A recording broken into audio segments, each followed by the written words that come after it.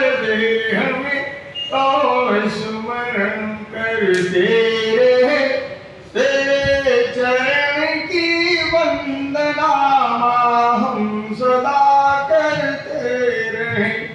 तुम अर्थ धर्म सुकाम मोक्ष प्रदायिनी मां शारदे, तुम अर्थ धर्म सुकाम मोक्ष प्रदायिनी मां शारदे, तुम हो जगत अवलंब मां वरदायिनी मां शारदे।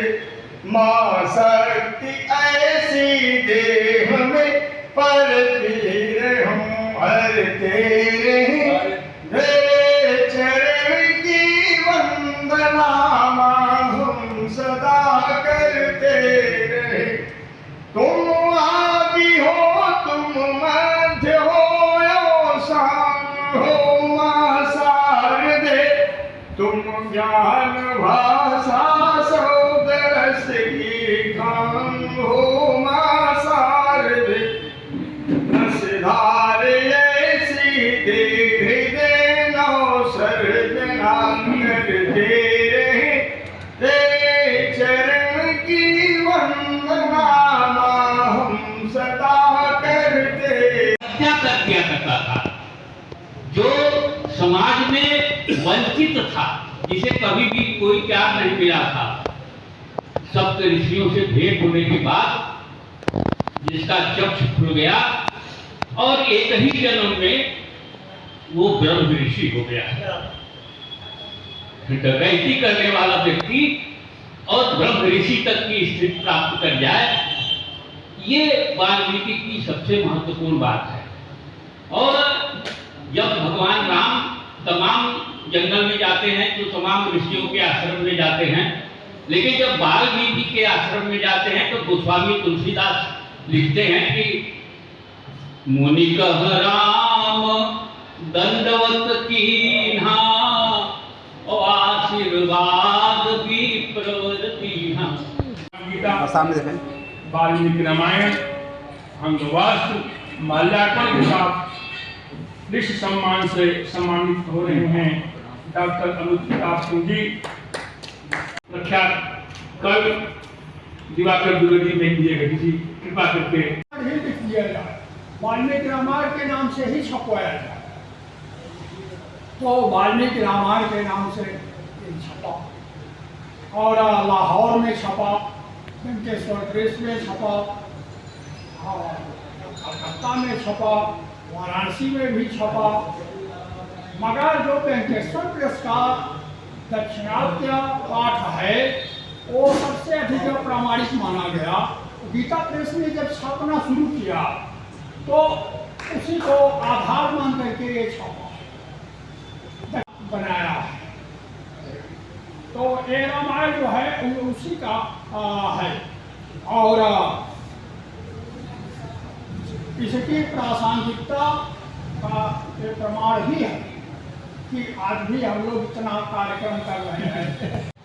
आवश्यकता तो यह है कि जब हम कोई जयंती मनाते हों तो उसका हम अपने जीवन में, अपने जीवन शैली में, अपनी परंपराओं को महत्व देते हुए, विदेश के लोग जहाँ दे रहे हों, हम भारत के लोग अगर नहीं देते हैं तो हम भारतवासी कहलाने के काबिल ही नहीं हैं।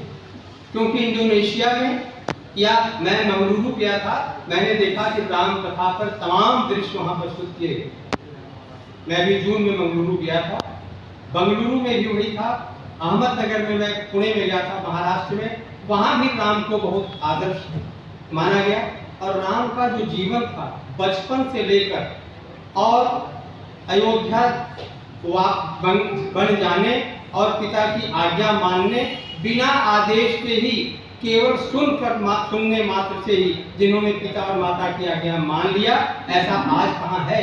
क्या आज के परिवेश में वह परिलक्षित है? जहाँ तक इस ग्रंथ के प्रासंगिकता की बात है साथियों, एक श्लोक है इसका कि इस रामायण का एक एक अक्षर एकैकमक्षरम पुंसाम महापाप नाशकम, ऐसा कहा गया कि इस रामायण का एक एक अक्षर मनुष्य के जन्मांतर के पापों का शमन करने वाला है। भारत से उठा करके कालिदास की कुमार संभव पर, रघुवंश पर, कहीं भी रामायण को ब्राह्मण नहीं कहा गया है, पंडित कहा गया है।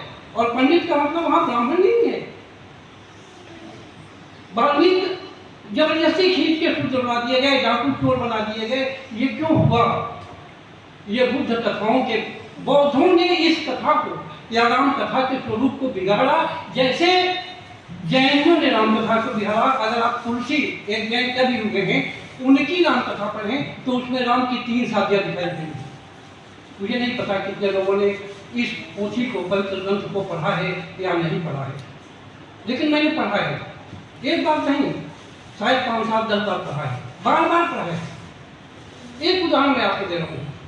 तुलसीदास जी ने राम की और वाल्मीकि की मुलाकात उत्तरकांड में नहीं कराया है, सिद्धाश्रम से चलते हुए 3-4 बार कराया है। राम के विवाह के समय भी जाबालिक आज ऋषि आते हैं गोदान देने के लिए। मैं बात को केवल संकेत दे रहा हूँ आपको। वाल्मीकि का रामायण और तुलसी के रामचरितमानस, इनके नायक जो हैं वो आपके आदर्श बने, आपके मार्गदर्शक बने, आपके जीवन का बिल्कुल दिशा है। इन्हीं शब्दों के साथ आज के आयोजन की समापन की। कांग्रेस के प्रदेश के जाने माने कद्दावर नेता नहीं, मैं एडवोकेट ऑफ संचेतना समिति के अध्यक्ष रमेश पांडे एडवोकेट से अनुरोध करता हूँ कि आभार व्यक्त करिए। कांग्रेस और भाजपा कहाँ से आई है? माननीय जयशंकर जी,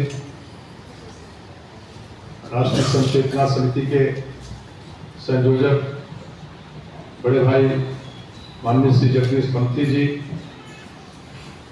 संचालन का कार्य कर रहे भाई भोलानाथ मिश्र जी, अपने उद्देश्य में निरंतर पंथी जी के संयोजक